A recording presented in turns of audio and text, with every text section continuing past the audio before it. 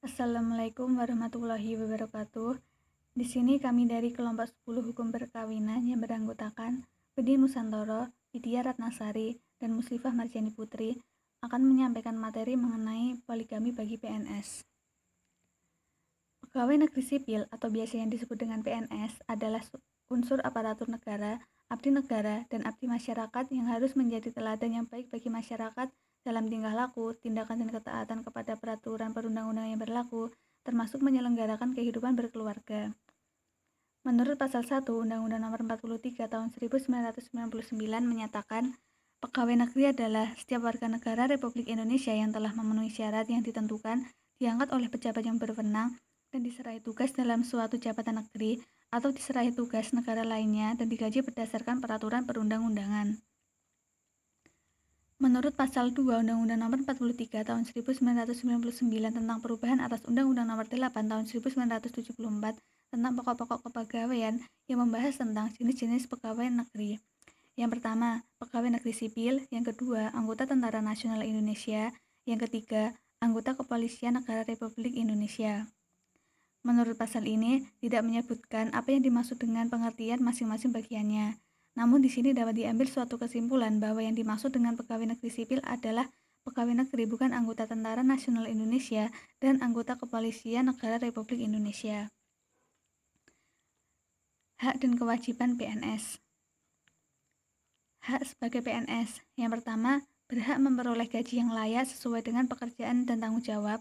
Yang kedua, berhak atas cuti. Yang ketiga, jika ditimpa oleh suatu kecelakaan karena menjalankan tugas kewajibannya, berhak memperoleh perawatan. Yang keempat, jika tewas, keluarganya berhak memperoleh uang duka. Kewajiban pegawai negeri sipil di Pasal 3 Peraturan Pemerintah Nomor 53 Tahun 2010. Yang pertama, mengucapkan sumpah atau janji PNS. Yang kedua, mengucapkan sumpah atau janji jabatan. Yang ketiga, setia dan taat sepenuhnya kepada Pancasila, Undang-Undang Dasar Negara Republik Indonesia tahun 1945, NKRI, dan pemerintah. 4. Menaati segala ketentuan peraturan perundang-undangan. 5. Melaksanakan tugas kedinasan yang dipercayakan kepada PNS dengan penuh pengabdian, kesadaran, dan tanggung jawab. 6. Menjunjung tinggi kehormatan negara, pemerintah, dan martabat PNS. Ketujuh, mengutamakan kepentingan negara daripada kepentingan sendiri, seseorang, atau golongan. 8. Memegang rahasia jabatan yang menurut sifatnya atau menurut perintah harus dirahasiakan.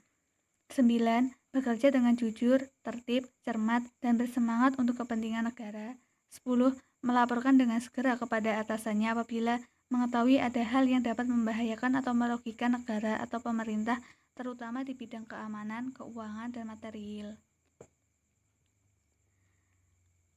Selanjutnya, larangan pegawai negeri sipil. Yang pertama, pegawai menyalahgunakan wewenang.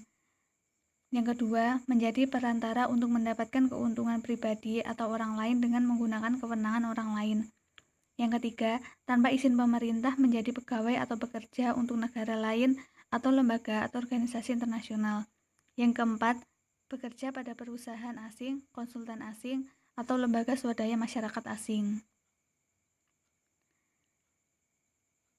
Selanjutnya, jenis-jenis hukuman disiplin. Yang pertama, hukuman disiplin ringan. Sebagaimana dimaksud pada ayat 1 huruf A terdiri dari teguran lisan, teguran tertulis, dan pernyataan tidak puas secara tertulis. Yang kedua, hukuman disiplin sedang. Sebagaimana dimaksud pada ayat 1 huruf B terdiri dari penundaan kenaikan gaji berkala selama 1 tahun, penundaan kenaikan pangkat selama 1 tahun, dan penurunan pangkat setingkat lebih rendah selama 1 tahun.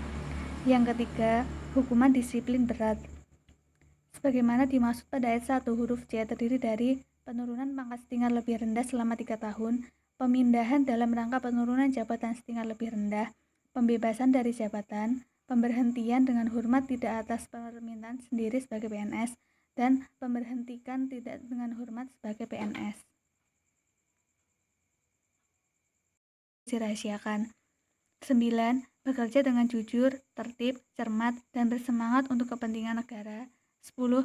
Melaporkan dengan segera kepada atasannya apabila mengetahui ada hal yang dapat membahayakan atau merugikan negara atau pemerintah, terutama di bidang keamanan, keuangan, dan material. Selanjutnya, larangan pegawai negeri sipil. Yang pertama, pegawai menyalahgunakan wewenang. Yang kedua, menjadi perantara untuk mendapatkan keuntungan pribadi atau orang lain dengan menggunakan kewenangan orang lain. Yang ketiga, tanpa izin pemerintah menjadi pegawai atau bekerja untuk negara lain atau lembaga atau organisasi internasional.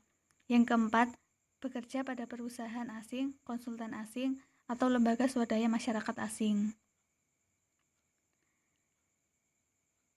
Selanjutnya, jenis-jenis hukuman disiplin. Yang pertama, hukuman disiplin ringan. Sebagaimana dimaksud pada ayat 1, huruf A terdiri dari teguran lisan, teguran tertulis, dan pernyataan tidak puas secara tertulis. Yang kedua, hukuman disiplin sedang. Sebagaimana dimaksud pada ayat 1, huruf B terdiri dari penundaan kenaikan gaji berkala selama 1 tahun, penundaan kenaikan pangkat selama 1 tahun, dan penurunan pangkat setingkat lebih rendah selama 1 tahun. Yang ketiga, hukuman disiplin berat.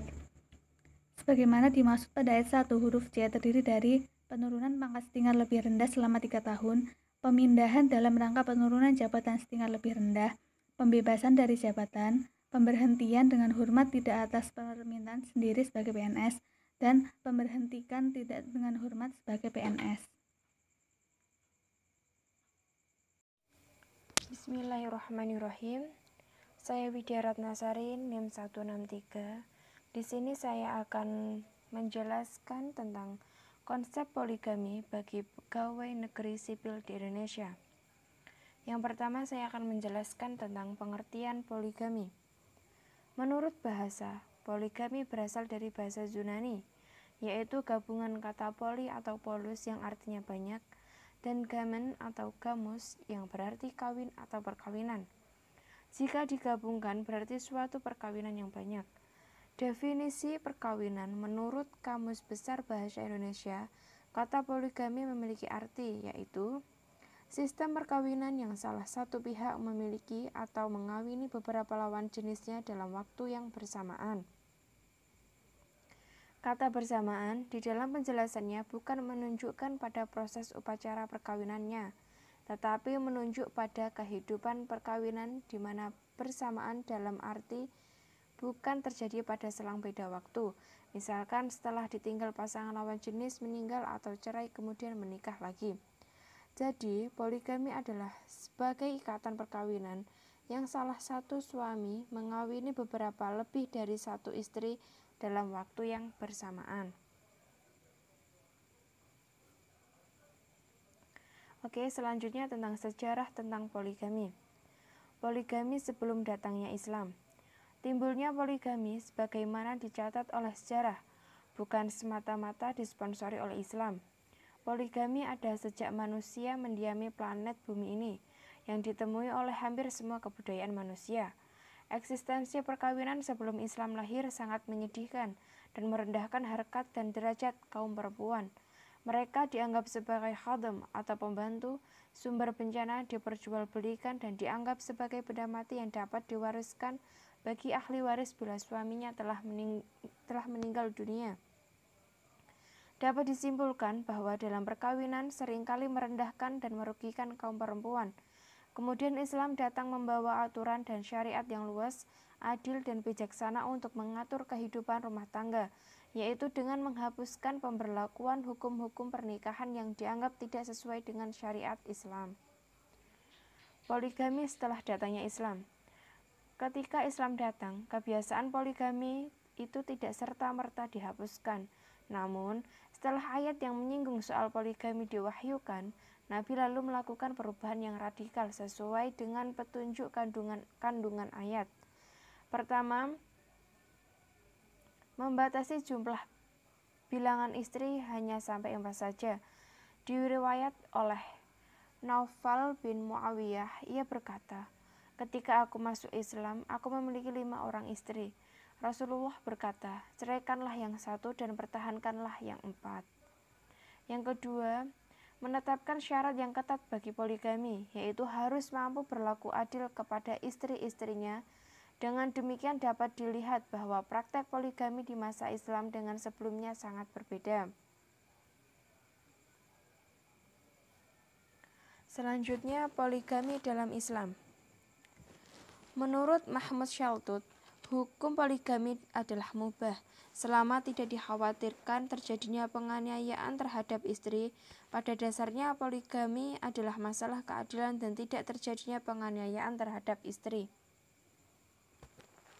Islam membolehkan poligami sampai 4 istri dengan syarat berlaku adil kepada mereka, yaitu adil dalam melayani istri, seperti nafkah, tempat tinggal, pakaian, dan hal-hal yang bersifat lahiriah. Jika tidak dapat berbuat adil, cukup 1 istri saja, atau bisa disebut monogami. Hal ini berdasarkan firman Allah Subhanahu wa Ta'ala dalam Quran Surat An-Nisa ayat 3, yang memiliki arti, dan jika kamu khawatir tidak akan mampu berlaku adil terhadap hak-hak perempuan yatim bila mana kamu menikahinya, maka nikahilah perempuan lain yang kamu senangi, 2, 3, atau 4. Tetapi jika kamu khawatir tidak akan mampu berlaku adil, maka nikahilah seorang saja, atau hamba sahaya perempuan yang kamu miliki, yang demikian itu lebih dekat agar kamu tidak berbuat zalim.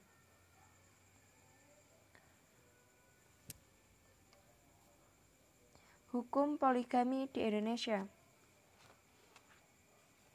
Di Indonesia, masalah poligami diatur dalam Undang-Undang Nomor 1 Tahun 1974 tentang perkawinan, pasal 3, 4, dan 5 yang menentukan bahwa perkawinan berasas monogami, tetapi membuka kemungkinan atas izin pengadilan dengan alasan istri tidak dapat menjalankannya sebagai istri cacat atau mempunyai penyakit yang tidak dapat disembuhkan, atau istri mandul, dan dengan syarat mendapatkan istri dari istri atau istri-istri terdahulu, maupun memberikan nafkah dan dapat berlaku adil.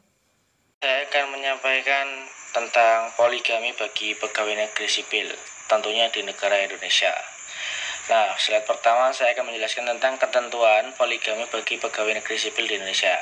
Nah, hal ini terdapat dalam Peraturan Pemerintah Nomor 45 Tahun 1990 tentang perubahan atas Peraturan Pemerintah Nomor 10 Tahun 1983 tentang izin perkawinan dan perceraian bagi pegawai negeri sipil, khususnya dalam pasal 4 PP 45 1990 yang berbunyi, yang pertama itu adalah wajib memperoleh izin lebih dahulu dari pejabat.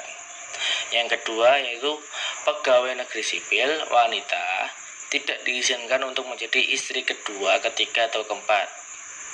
Nah, untuk yang poin ketiga yaitu permintaan izin sebagaimana dimaksud dalam ayat 1 diajukan secara tertulis.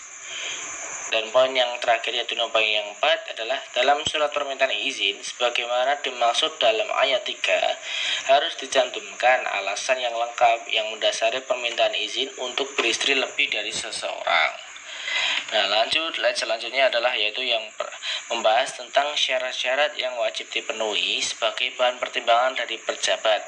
Nah, syarat ini ada 2 poin penting, yaitu poin alternatif dan poin kumulatif.